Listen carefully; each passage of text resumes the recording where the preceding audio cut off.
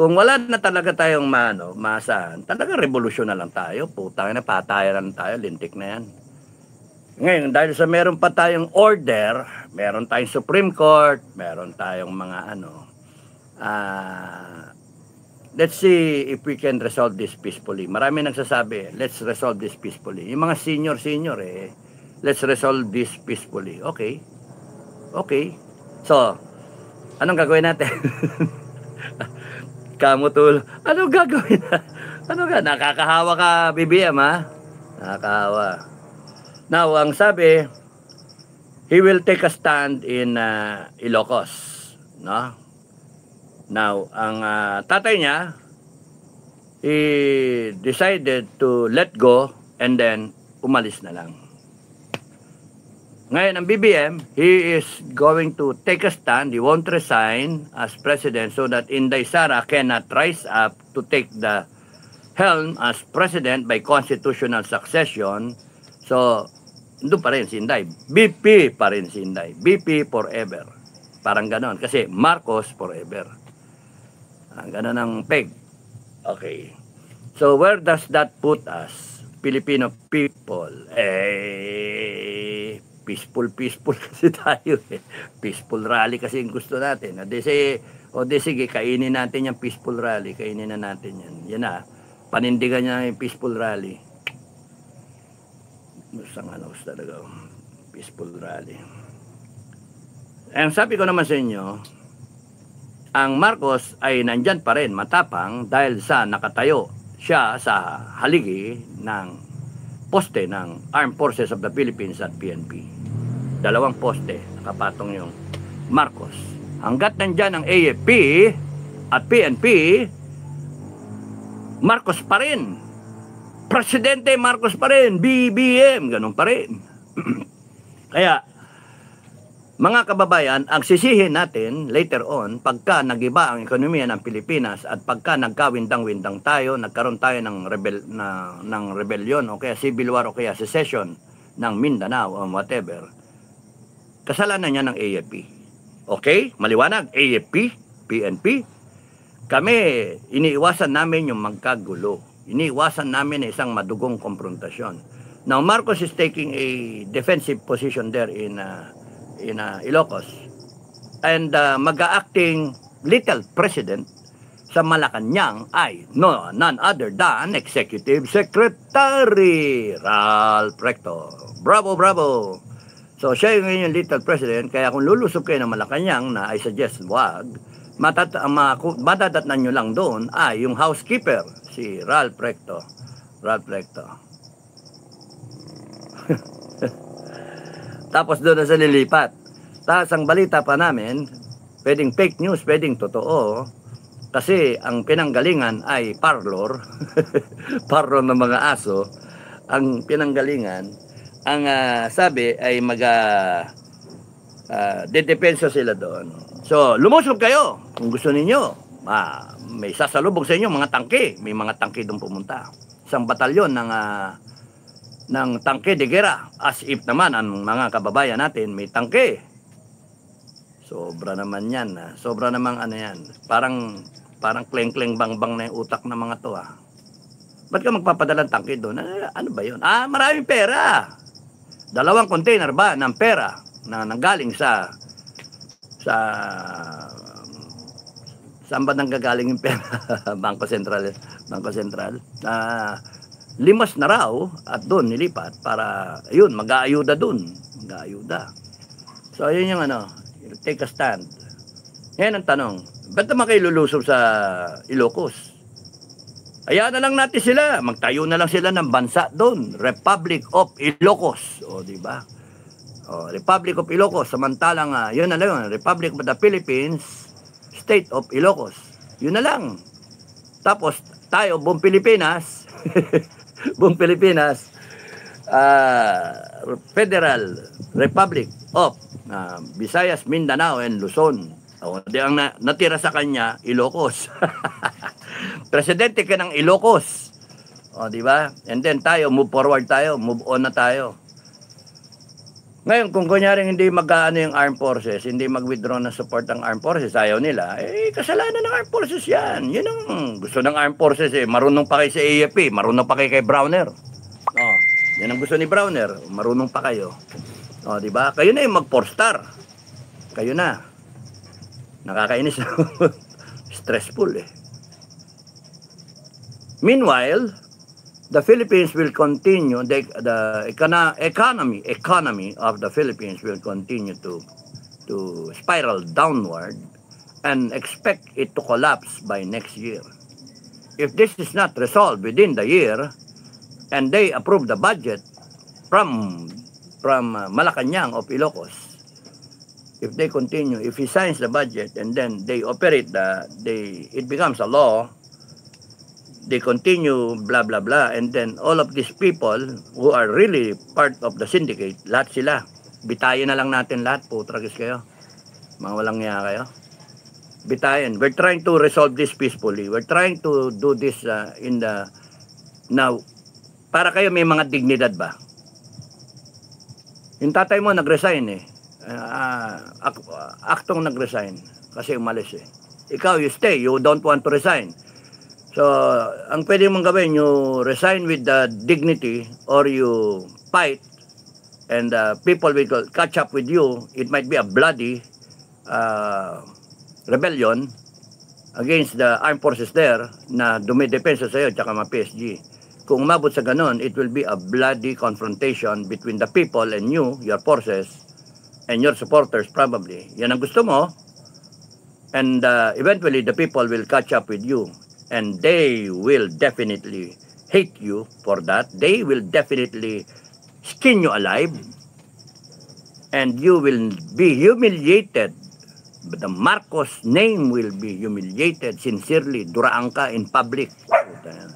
Ganun ang gaya. Ang tigas ang ulo mo eh. Si Baka eh. Tapos gagamitin nyo yung bata. Sige, kasuhan nyo na ng kasuhan. Yung gusto nyo kasuhan, I think it is a wrong move. Kasi pagka kinasuhan nyo na kinasuhan, mga nag-iingay, kagaya ko, kasuhan nyo ako. Oy, kayo mga nakakasuhan. Welcome to the club.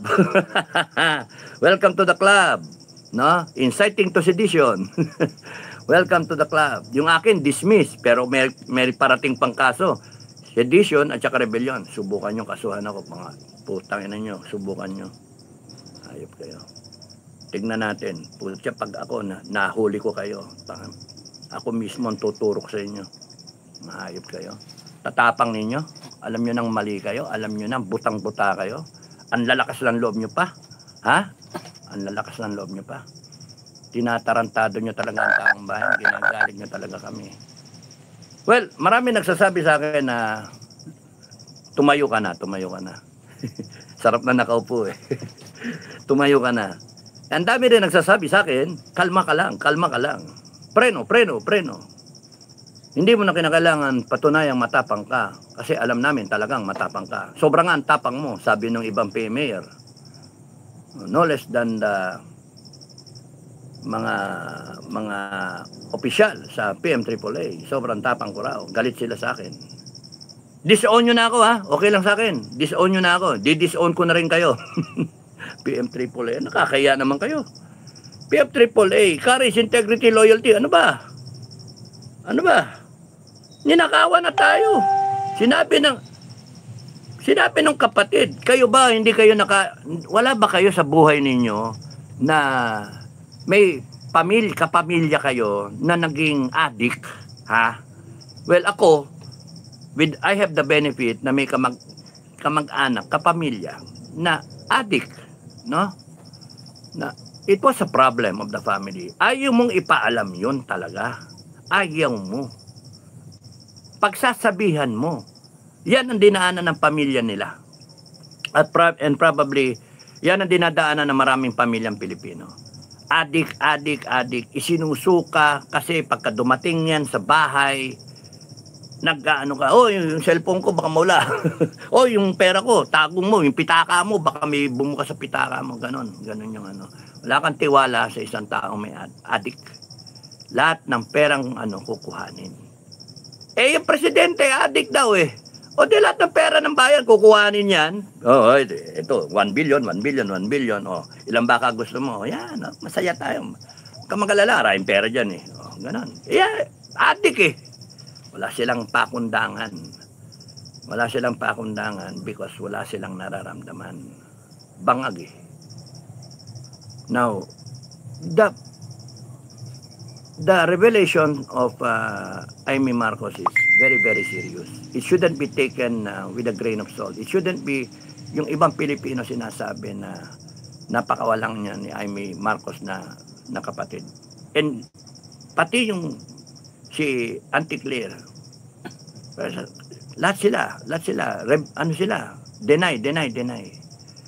Alam nyo, simple lang yan eh. Gusto nyo tapusin to, hair follicle drug test. Kaso it will not work. Because may right against self-incrimination eh, ang mga tao. Not unless kuhanin si BBM physically ng mga taong bayan. Hulihin yan. And then, kuhanin yung book sa kanya. At saka i-subject natin na hair follicle. Pero yung sinisigaw pala natin na hair follicle drug test, ba't niya gagawin? Kung nag-positive, di guilty. Ba't niya na-incriminate yung sarili niya? Kaya nga, in-explain sa akin kagabi, it won't happen. Why would he incriminate himself? Why would he take a hair follicle drug test? Para to prove that he's guilty? So, yung paghingi natin ng hair follicle drug test is just a test actually kung totoo na nagdodroga siya o hindi. Kasi pagka hindi ka talaga nagdodroga, okay, hair follicle drug test. Parang yung lie detector test. Pagka hindi ka nagsisinungaling, ang lakas ng loob mo, okay, lie detector test. O, sige, tanungin nyo kung tanungin. O, di ba? Liar. Liar. O, paano? Pumipitik yung chart. So, he will not take the hair follicle drug test simply because he is guilty of taking drugs. If he does take the hair follicle drug test, it will be revealed na legally, it will be revealed na no doubt, without any hint of a doubt, that he is guilty really of taking drugs. He's an addict. Kaya hindi niya gagawin. Kaya bakit naman natin hinihingi? Alam naman natin hindi na niya gagawin. Kasi tinetesting natin yung kanyang credibility. Tinetesting natin kung saan siya lalagay. Kasi doon mo makikita ang sinungaling. Doon mo makikita ang guilty talaga. O, ayun, ayaw niya. Why will I dignify that? I've taken it a long time before the elections. I've already taken a drug test. Ganun na salita nila. Pati itong mga PCO, depensa nila, bakit nga naman siya magdadrug test, etc. So, pati sila, complicit sila sa krimen, na continuing crime, na sa taong bayan, pandilin lang sa taong bayan. Continuing crime of plunder, continuing crime of abuse of authority, culpable violation of the Constitution, left and right, pak. Kaya nga, sobra-sobra ang kasalanan. Pati itong AFP, mind you, AFP, PNP, itong mga general, pagka hindi sila tumayo para sa taong bayan, TikTok, pag di sila tumayo, they become complicit to the crime. All the crimes committed by Bongbong Marcos. They know na bangag ito, care of the PSG, alam nilang bangag ito, pati yung intelligence information, dapat wala na kayong intelligence information kasi failure of intelligence. Presidente bangag tapos hindi nyo sinasabi sa mga tao na bangag yung presidente. Kaya nga it shows na you are all in cahoots with the crime, all this crime, yung pag-violate na big time nitong constitution natin. Kaya dapat talaga tayo nagagalit.